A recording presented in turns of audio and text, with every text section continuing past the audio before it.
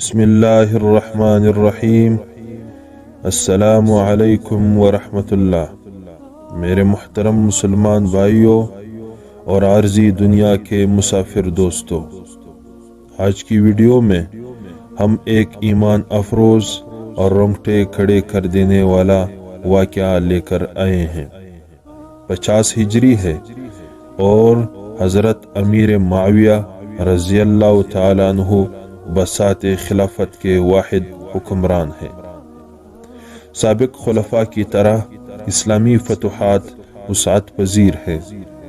حضرت امیر معاویہ رضی اللہ تعالیٰ عنہ نے حضرت عقبہ ابن نافع کو افریقہ فتح کرنے کے لیے حکم فرمایا۔ حضرت عقبہ نے افریقہ میں فتوحات حاصل کی۔ جب قیروان کے پاس پہنچے تو ایک ہیبت ناک اور خوفناک جنگل کے سوا کچھ نہ تھا۔ خطرناک درندوں، زہریلے سانپوں اور وحشی جانوروں کا مسکن تھا۔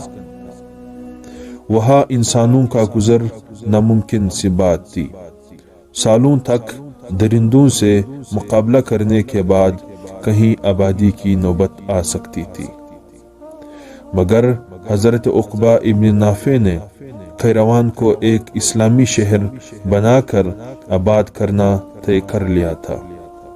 چنانچہ آپ رضی اللہ تعالیٰ عنہ نے قیروان کے خدوخال اور حدود کا خاکہ تیار کر لیا اور اللہ عز و جل کی بارگاہ میں دعا فرمائی اور اس سرزمین پر کھڑے ہو کر 3 مرتبہ بلند آواز سے اعلان کر دیا کہ اے جنگل کے باشندوں، اب ہم مسلمان اس کے اندر آنا چاہتے ہیں، انشاءاللہ، پس تم سب کوچ کر جاؤ۔ آواز کیا تھی؟ ایک بجلی کا کڑکا تھا۔ اس اعلان کا خاطر خواہ اثر ہوا۔ پھر لوگوں نے دیکھا کہ بڑے بڑے خوفناک درندے اور زہریلے سانپ اپنے بچوں کو لیے بھاگے جا رہے تھے، اور ہر سوراخ اور ہر پتھر کے نیچے سے بھی نکل گئے۔ پورا کا پورا خطہ خالی ہو گیا۔ جب حضرت عقبہ بن نافع نے دیکھا کہ میدان اب بالکل خالی ہو گیا تو اس کے بعد اپنی قوم کو حکم دیا کہ اب تم لوگ اللہ کا نام لے کر آ جاؤ۔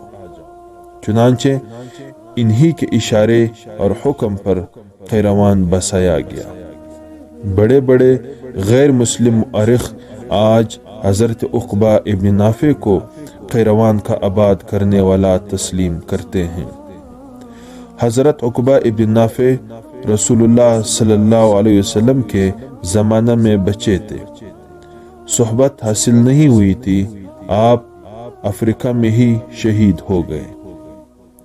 اس حیرت انگیز واقعہ کو دیکھ کر ایک جمع غفیر لوگوں کا مسلمان ہو گیا تھا۔